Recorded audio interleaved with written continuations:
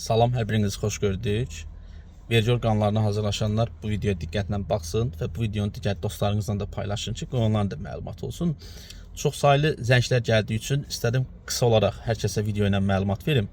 Demək dostlar, imtahan dekabr ayının 12-sindən 22-si aralığında baş tutması gözlənilir. İmtahanda yaş 35-ə qədər olan hərbi biletə ehtiyac yoxdur kişilərdə. Yəqin qaydalar dəyişməyəcək çox böyük ehtimal. Plus yenə 100 sualdır. Hüquq ixtisası üzrə də yəqin imtahan keçiriləcək. Ümumi ixtisaslar üçün daha çox məlumat verim. Çünki əsas müraciətlər onunla bağlıdır. Ən əsasda nə suallar verilir? İmtahanda ixtisas fərqi var. İxtisas fərqi keçən səfər Naxçıvanda keçən imtahanda yox idi. Qeyd edeyim ki, özüm də son keçirilən vergi imtahanında iştirak etdiyimə görə sizə daha ətraflı məlumat verə bilərəm ki, imtahanın asan və ya çətin olacağını, yəni təxmin eləmək olur. Təqrib olaraq biraz imtahan daha çətin ola bilər. Naxçıvan imtahanına nəzərən. 2023-də keçirilib son imtahan. 2023-də də yəni 3000-ə yaxın insan vermişdi. Onun 600 neçəni, 600-dən yuxarı olan tələbələr keçmişdi. Bu imtahanda da indi ixtisas tələbi qoyulmasa hər kəs imtahanda iştirak edə bilər. Fərqi yoxdur. Və ən əsasda nədir? Bu imtahanda iştirak edəcəksinizsə, indidən sizə bəzi videolar yerləşdirəcəm videonun aşağısında. Keçdiyən orada qeydiyyat mərhələsi nədir? Sizə nə kimi sənədlər lazımdır? Hamısı ilə bağlı məlumat vermişəm. Əsas hər kəs məhkumluq ala bilər. Məhkumluğu istəsəz onlayn formada da ala bilərsiniz. Asan xidmətə getmədən. MyGovazdan və yaxud da ki, e-polis proqramından da ala bilərsiniz. Və yaxud da ki, asan xidmətə gedib ala bilərsiniz kağız daşıyıcı formasında. O tam ödənişsizdir. Diplomla bağlı. Diplomlarınız varsa onları skan eləyin indidən yerləşdirmək üçün. Diplom olmayan dostlar isə, ola bilər diplom almayanlar ola bilər aramızda, universitetdə bitirdiyi ixtisas üzrə kağız alsın ki, yəni mən bu ixtisası bitirmişəm. Və plus möhlətlə də bağlı. Ola bilər kimlərsə magistr oxuyur, kimlərsə hal-hazırda məsələn 8 aylıq möhlət hüququ alıb, onlar da imtahanda iştirak edə bilər. Yəni orada bir problem yoxdur bununla bağlı. Ən əsası budur. Digər ən əsas da nədir? Hazırlıq vəsaitlərlə bağlı. Hazırlıq vəsaitlərdə məsələn mənim bununla bağlı 2 dənə kitabım var ki, biri sırf vergi orqanları yüksəliş müsabiqəsi və Xarici İşlər Nazirliyidir. Orada bütün növ diaqramlar və son qəbula düşən sual tiplərinin hamısı orada yer alır. Digər kitab isə sırf abstrakt hissə ilə bağlıdır.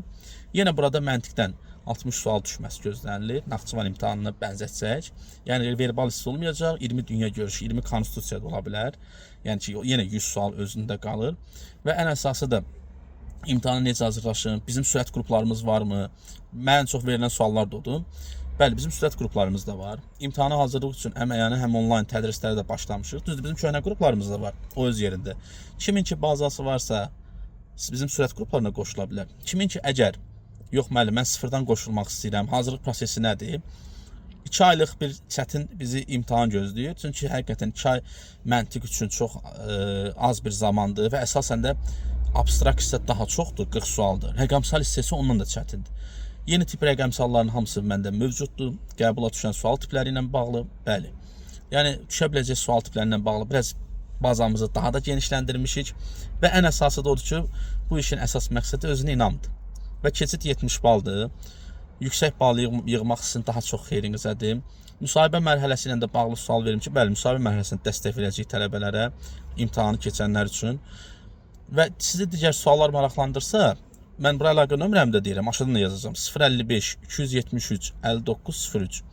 Mənə yaza bilərsiniz, zəng eləyə bilərsiniz. Düzdür, zənglər həddindən artıq çox gəlir, amma yenə də mən istədim sizin özünüzə də bildirim. Və ən əsası da nədir? Biz təşkil qoşulanlar üçün imtahana qədər bir neçə dəfə sınaq da keçirəcəyik ümumi. Bu yaxınlarda birini keçirmişdik, birini də keçirəcəyik.